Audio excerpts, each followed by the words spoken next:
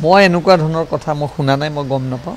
যিকোনো কাৰণতে নহওক আমি যোৰহাটত পৰাজয় কৰি হৈছোঁ, আমাৰ কাৰণে জীৱনত এটা শিক্ষা হ'ল।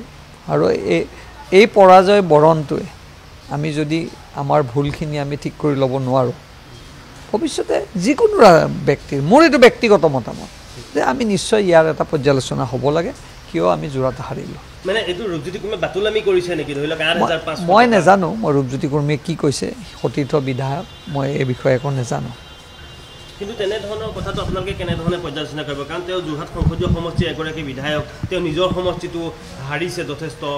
আপোনালোকে চাওক, এটা কথা, চব ক্ষেত্ৰতে মই মোৰ সমষ্টিটো ক'ৰবাত নহয় কোনোবা এটা বুথত হাৰিছোঁ, এইটো থাকে। আৰু মানুহৰ জিকা হৰাটো মানুহ থাকে। জিকিলে অলপ নিজক আনন্দ লাগে, হাৰিলে দুখ লাগে। আৰু দুখ লগাটোৰ পৰা আমি শিকিব পাৰোঁ। মই ভাবোঁ যে আমাৰ শিকিবলগীয়া যদি কিবা আছে আমি ঠিক কৰি ল'ব লাগে, কাৰণ এতিয়া আমাৰ পঞ্চায়ত নিৰ্বাচন, বিধানসভা নিৰ্বাচন আছে। কিন্তু তেখেতে ভোটাৰ ৰাইজক অপমান কৰিছে যে ৮৫০০ টকা বিক্ৰী হোৱা বুলি তেখেতে যিটো কথা কৈছে, অভিযোগ। মই আচলতে এই বিষয়ে একো জ্ঞাত নহয়, মই ক'তো তেওঁৰ বাইটটো শুনাও নাই। যিহেতু আপোনালোকে সুধিলে মই সেইকাৰণে কথাখিনি এনেকৈ কৈ থৈছোঁ। দেখা গৈছে যে সাংসদ প্ৰদীপ বুলিয়ে অভিযোগ কৰিছে যে পীযুষ হাজৰিকা সমষ্টিত তেওঁৰ ভৰণীয়া গুণ্ডাই যদিহে তেওঁৰ ওপৰত কিবা এটা আক্ৰমণ কৰে বুলি কৈছে। কোন কাৰ ভেৰণীয়া গুণ্ডা হ'ব পাৰে নেকি? যদি পীযুষ হাজৰিকা ভেৰণীয়া গুণ্ডা হ'লে মানুহে ৮০,০০০ বা 77,000 ভোট দিলে হয় নেকি? আচলতে এইটো কথা নহয়। আপত্তি কৰিব লাগে কাৰণে আপত্তি কৰিছে, বেলেগ কথা।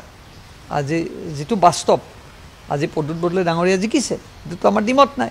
কিন্তু পীযুষ হাজৰিকাই ৮০,০০০ ভোট পাইছে। আৰু ৰাজনীতিত মানুহে গাত জোৰকৈ ভোট ল'ব নোৱাৰে নহয়, ভাল পাব লাগিব ব্যক্তিজনক। আৰু এটা কথা ঠিক, কংগ্ৰেছ দলটোক পীযুষ হাজৰিকাই যদি নিজৰ সমষ্টিত একনায়ত্ববাদ কৰিব দিয়া নাই, সেইটোনো কি বেয়া হৈছে? ভালেই হৈছে, এইটো বিজেপিৰ কাৰণে ভাল কথা। তেওঁতো কমপ্লেইন কৰিবই, কাৰণ তেওঁতো আৰু বিজেপিৰ সাংসদ নহয়, তেওঁ কংগ্ৰেছৰ সাংসদ। কংগ্ৰেছে পুনৰ এক নতুন যাত্ৰা আৰম্ভ কৰিব। এবাৰ শদিয়াটো, মন্দিয়া, নাগৰিজিলৈকে এতিয়া যদি জোনাইটো শুনাই লৈ নতুন যাত্ৰা আৰম্ভ কৰিব। শুভেচ্ছা থাকিল, যাত্ৰা কৰক। এতিয়াতো এটলিষ্ট বুজি পাইছে, যাত্ৰা নকৰিলে তেওঁলোকে জিকিব নোৱাৰে। তেওঁলোকৰ মনত যি আত্ম উৎসাহ আছে, মিয়াৰ ভোট লৈ তেওঁলোক যিহেতু আজি ইমান আত্ম উৎসাহী হৈছে, আজি তেওঁলোকে যাত্ৰা কৰক। আৰু এই যাত্ৰাক শুভেচ্ছা থাকিল।